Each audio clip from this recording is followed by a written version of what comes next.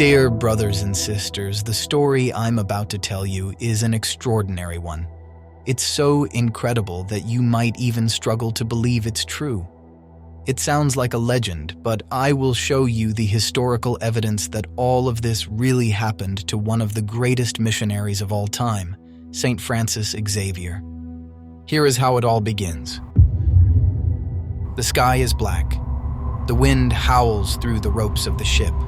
The waves rise like walls of water, and every time they crash down, they seem ready to split the wooden deck underfoot.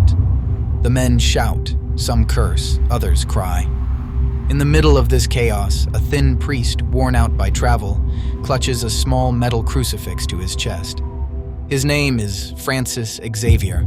He is one of the greatest missionaries in the history of the Church, a man who crossed seas and continents to bring the gospel to India, the Moluccas, and Japan. But that night, it seems that everything is about to end right there, in the stormy sea. The ship is heading toward the islands of Indonesia. Suddenly, a violent storm hits their route. The deck is slippery, the sailors struggle to keep the ship straight, and every wave feels like it could be the last. Francis is not some movie hero. He is afraid too. But he knows one thing. He is not the one who commands the sea.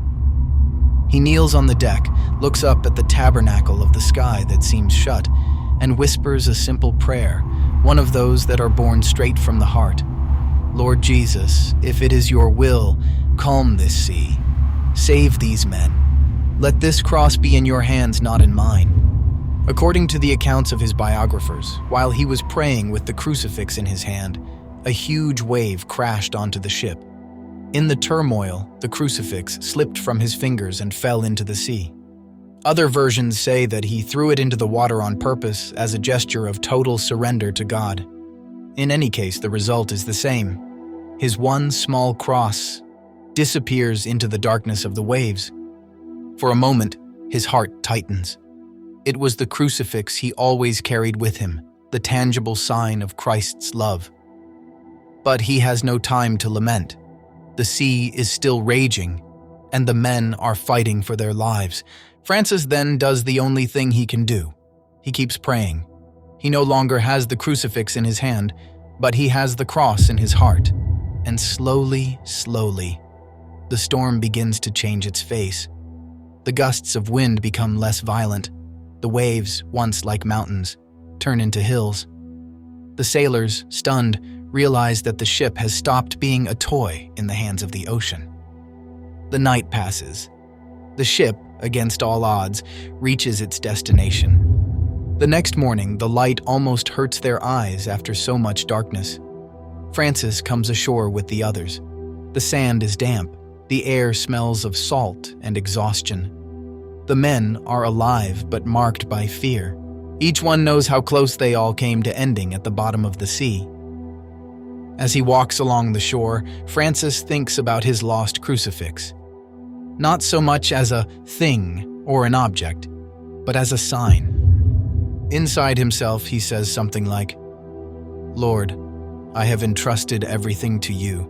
Even my small cross has ended up in your hands. If it was your will, blessed be your name. But if you want to give it back to me, you will do it in your own way."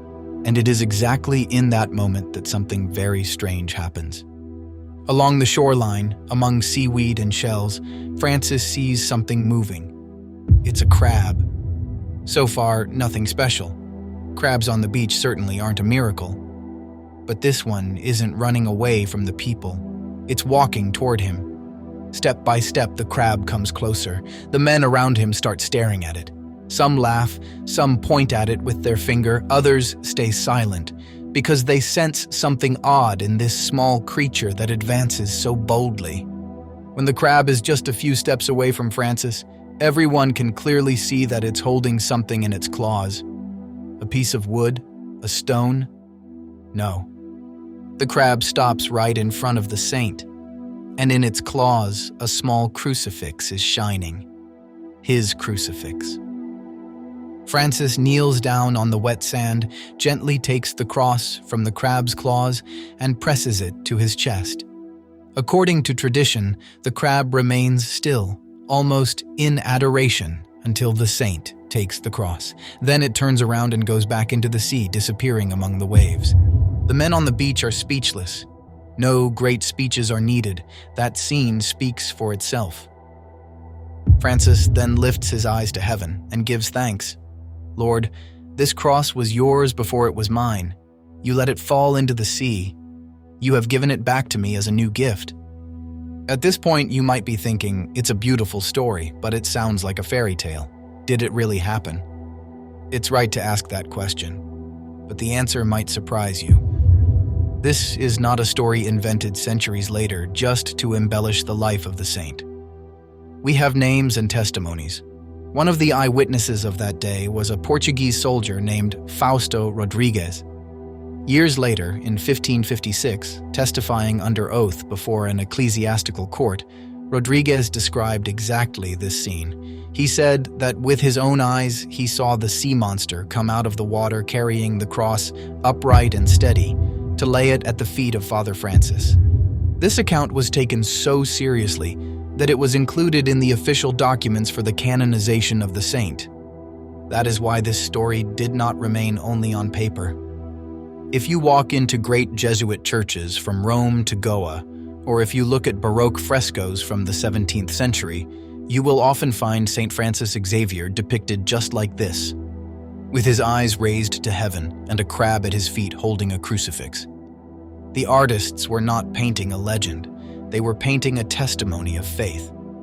It is historical proof that God has authority over every creature, even when we think that everything is lost. But now we come to the most important point. What does this divine sign teach us? This story concerns us deeply because perhaps you too are in the middle of a storm. Not a storm of waves and wind, but of worries, financial problems, or family crises. Maybe you feel as if you have lost your cross, not the pain that is still there, but your hope. Perhaps there was a time when you felt God close to you, but now, under the blows of life, you find yourself asking, where did he go? Why is he letting me sink? Here is the powerful lesson of Saint Francis Xavier. The miracle happens when you stop clenching your fists, trying to control everything, and instead open your hands to entrust everything to him. God knows how to give you back hope. Sometimes he uses a great event, other times he uses the most unlikely crab, an unexpected phone call, a friend, or a small sign that only you can understand. Now you have two paths in front of you. You can go on in despair, trying to stop the waves by yourself. Or you can do what Francis did. Kneel with your heart and say, Jesus, I am not the one who controls this storm. I give it to you. Even if I don't see any solutions, I trust in you. If you feel you need this help, let's make a concrete gesture together. Write in the comments, as if it were a prayer, Jesus, I trust in you in the storm. It is an act of trust. It is your way of saying, Lord, I am waiting for my miracle. May Saint Francis Xavier pray for you, and may you find your peace again on the shore.